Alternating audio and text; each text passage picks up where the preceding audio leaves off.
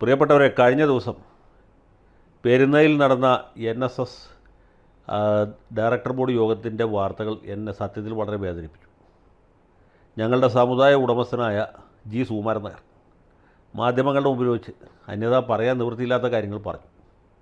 അദ്ദേഹം പറഞ്ഞത് മുഖ്യമന്ത്രി VD സതീശനെ കാണാനായിട്ട് പുള്ളി 2 തവണ സമയം ചോദിച്ചു. ആദ്യത്തെ തവണ ഫോൺ ആരും എടുത്തില്ല. രണ്ടാമത്തെ തവണ ഇയാളുടെ ആഫീസിൽ ഏതോ അസ്ഥേന്തി എടുത്തു.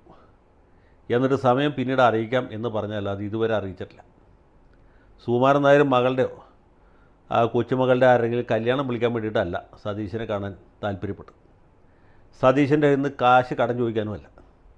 ഇൻകം ടാക്സുമായിട്ട് ബന്ധപ്പെട്ട എന്തോ ഗുരുതരമായ നിയമപ്രശ്നങ്ങൾ കേരള മുഖ്യമന്ത്രിയുമായിട്ട് ചർച്ച ചെയ്യേണ്ട ആവശ്യമുള്ളതുകൊണ്ട് അദ്ദേഹം മുഖ്യമന്ത്രിയെ കാണാൻ താല്പര്യം പ്രകടിപ്പിച്ചു. മുഖ്യമന്ത്രിയോട് പോകുന്ന വഴിക്ക് പെരുന്നയിൽ വന്ന് തന്നെ മുഖം കാണിക്കണമെന്നുമല്ല പറഞ്ഞു. അതും ആവശ്യപ്പെട്ടില്ല. തിരുവനന്തപുരത്ത് ഹജൂർ കച്ചേരിയിൽ വന്ന് കാണാൻ എപ്പോഴാണ് സൗകര്യം എന്നാണ് ചോദിച്ചത്.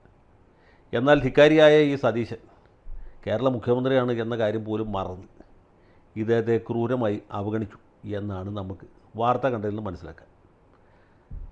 സതീശൻ്റെ അതിനെക്കുറിച്ചുള്ള വിശകലനമോ അല്ലെങ്കിൽ ഇതിനെക്കുറിച്ചുള്ള അദ്ദേഹത്തിൻ്റെ വിലയിരുത്തലോ അഭിപ്രായം ഒന്നും ഇതുവരെ കേട്ടില്ല. അദ്ദേഹം മറുത്ത് പറയുന്നത് വരെ സുകുമാരൻ നായർ പറഞ്ഞാണ് ശരി എന്ന് വേണം നമ്മൾ വിചാരിക്കാൻ. സുകുമാരൻ നായർ പറഞ്ഞ അനുസരിച്ചാണെങ്കിൽ ഇദ്ദേഹത്തെ കാണാൻ അനുവാദം കൊടുത്തില്ല. ഒന്ന് ആലോചിച്ചു, എന്തൊരു ധിക്കാരമാണ്. 2001 EK നായനാരുടെ വാഴ്ച അവസാനിച്ചതിന് ശേഷം ഏതാണ്ട് 25 കൊല്ലം കഴിഞ്ഞിട്ടാണ് കേരളത്തിലൊരു നായർ മുഖ്യമന്ത്രിയായിട്ട് വരുന്നത്. ഇതുവരെ അന്യ സമുദായക്കാരാണ് ഭരിച്ചത്. AK ആൻ്റണി, ഉമ്മൻചാണ്ടി, VS അച്യുതാനന്ദൻ, പിണറായി വിജയൻ, ഇവരാരും തന്നെ നായർ സമുദായത്തിന് വേണ്ടി ഒന്നും ചെയ്തില്ല. യാതൊരു സൗകര്യവും ചെയ്തില്ല, യാതൊരു സഹായവും ചെയ്തില്ല. നായന്മാർ സ്ഥാനികളായതുകൊണ്ടും മാന്യന്മാരായതുകൊണ്ടും അഭിമാനികളായതുകൊണ്ടും ഒരു സഹായം ചോദിച്ചാൽ അവിടെ പോവുകയും ചെയ്തില്ല. അങ്ങനെയൊക്കെ ചെയ്യുന്നത് നമുക്ക് അന്തസ്സിന് കുറവാണ്. ഇപ്പോഴും അങ്ങനെ പോകാൻ ഉദ്ദേശിക്കുന്നില്ല. നായർ ആരുടെ മുമ്പിൽ കൈ നീട്ടി നിൽക്കേണ്ടവനല്ല. ആ കാര്യത്തിൽ എനിക്ക് സുകുമാരൻ നായർക്ക് ഒരു അഭിപ്രായമുള്ളത്. അതിപ്പോൾ VD സതീശനായാലും ശരിയാണ്, അച്യുതാനന്ദനായാലും ശരിയാണ്. ഏതായാലും കൈ നീട്ടാനൊന്നും പുള്ളി പോകുന്നില്ല, പോവുകയില്ല. പക്ഷേ ഇതുപോലെ ക്രൂരമായി അവഗണിക്കുന്നതിന് എന്തെങ്കിലും ന്യായമുണ്ടോ? വേറെ ഏതെങ്കിലും മുഖ്യമന്ത്രിമാരാണെങ്കിൽ പണ്ടേ സത്യപ്രതിജ്ഞയ്ക്ക് മുമ്പായിട്ട് പെരുന്നയിൽ വന്ന് സമുദായ ആചാര്യൻ്റെ കല്ലറയ്ക്ക് മുന്നിൽ പുഷ്പാർച്ചന നടത്തിയതിന് ശേഷം സത്യപ്രതിജ്ഞയ്ക്ക് പോകുമായിരുന്നു.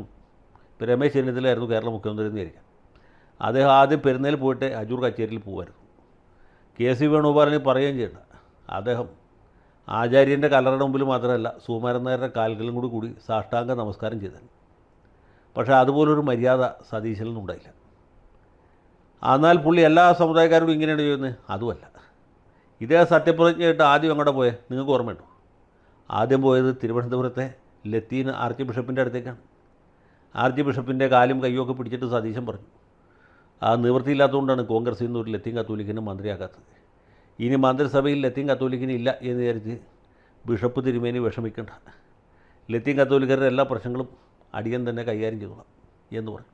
അദ്ദേഹത്തെ സാന്ത്വനിപ്പിച്ചു, സമാധാനിപ്പിച്ചു. ബിഷപ്പിന് അതുകൊണ്ട് വലിയ സമാധാനമൊന്നും ഉണ്ടായില്ല, അത് വേറെ കാര്യം. എങ്കിൽ പോലും അതാണ് ആദ്യം ചെയ്തത്. അത് കഴിഞ്ഞിട്ട് എന്ത് ചെയ്തു? അത് കഴിഞ്ഞ് ഈ പോകുന്ന വഴിക്കുള്ള സകല മെത്രാന്മാരും കണ്ട് കൈമുത്തുകയും അവരുടെ കാല് തൊട്ട് തൊഴുകയും ചെയ്തു. അതും കഴിഞ്ഞിട്ട് എന്ത് ചെയ്തു? പാണക്കാട്ട് പോയി. ബക്രീദിൻ്റെ അന്ന് പാണക്കാട്ടായിരുന്നു പുള്ളിയുടെ ഉച്ചയൂണ്. കാരണം എന്താ വെച്ചാൽ സ്വന്തം വീട്ടിൽ അരിയില്ലാത്തതുകൊണ്ടല്ല, ചോറ് വയ്ക്കാത്തതുകൊണ്ടല്ല. പാണക്കാട്ട് ബിരിയാണിക്ക് ഈ പറവൂർ വെടിമറയിൽ കിട്ടുന്ന ബിരിയാണിയേക്കാൾ സ്വാദ് കൂടുതലുള്ളതുകൊണ്ടുമല്ല. ആ പാണക്കാട്ട് പോകേണ്ട രീതിയിൽ പോയില്ലെങ്കിൽ, തിരുമുൽക്കാഴ്ച വെച്ചില്ലെങ്കിൽ ഭരണം മുന്നോട്ട് കൊണ്ടുപോകാൻ പറ്റില്ല എന്ന കാര്യം വേറെ ആർക്കറിയില്ലെങ്കിലും VD സതീശനറിയാം. അപ്പോൾ പാണക്കാട്ടാണ് ഭരണത്തിൻ്റെ താക്കോൽ ഇരിക്കുന്നത്.